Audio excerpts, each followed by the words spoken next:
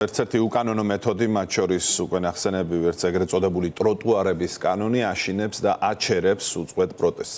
აქცია ტრადიციულად დღესაც შეიკრიბა, ახლა სწორედ რუსთაველს შევთავთ, ჩვენი ჟურნალისტი თაკო მაისურაძე მოგვიყვება იმ სურათზე, რომელიც ახლა პარლამენტის შენობის წინ.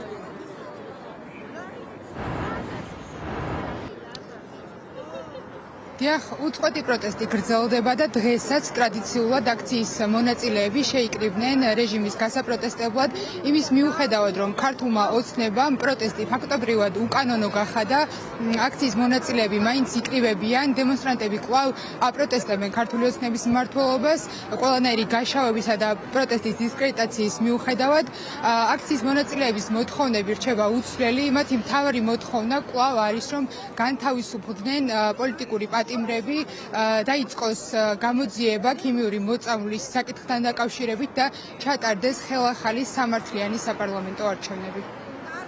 ქართულმა ოცნებამ მიიღო და სადა იმ კანონების აღსრულება, რომელიც სრულიად არაკონსტიტუციური არის, მარტივად რომ თქვა ამ კანონების შინაარსი, ნიშნავს იმას, რომ ჩვენი თანხმობის გარეშე ვერცად ვერ შეიკრიბებით და პროტესტს ვეღარ გამოხატავთ. აი ამას ნიშნავს ეს კანონები. ვერ შეაშინებს ადამიანებს ეს კანონები, პროტესტი აუცილებლად გაგრძელდება და უნდა გაგრძელდეს კიდევაც. არაბუნებრივია, რომ მე იქნება თუ ვიღაც სხვა იქნება, ვინმეს თანხმობა მჭირდებოდეს პროტესტისთვის. ანუ არც ქართულ ოცნებას მოუწია ეს უფლება ჩემთვის და შესაბამისად ვერც წამართმენი. ჩემი მთავარი პროტესტი არის ის, რომ საქართველოს, რა თქმა უნდა, რომ ჩვენი შვილები ციხეში არიან, მაგრამ ყველაზე მთავარი არის საქართველოს, რომ ძალიან ცუდ დღეშია, ძალიან ცუდ მდგომარეობაშია და ფაქტიურად მიგავახანებენ რუსეთისკენ და ევროპას დავშორდით, ვიქნებით, ვივლით, თუნდაც ბიჭებიც გამოუშვან მაინც, სანამ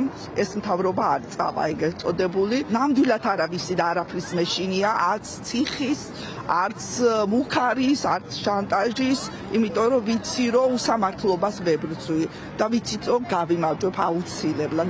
მე ყველაზე მეტად იმის მეშინია, რომ ქოცების ხელში არ დარჩეს ეს ქვეყანა.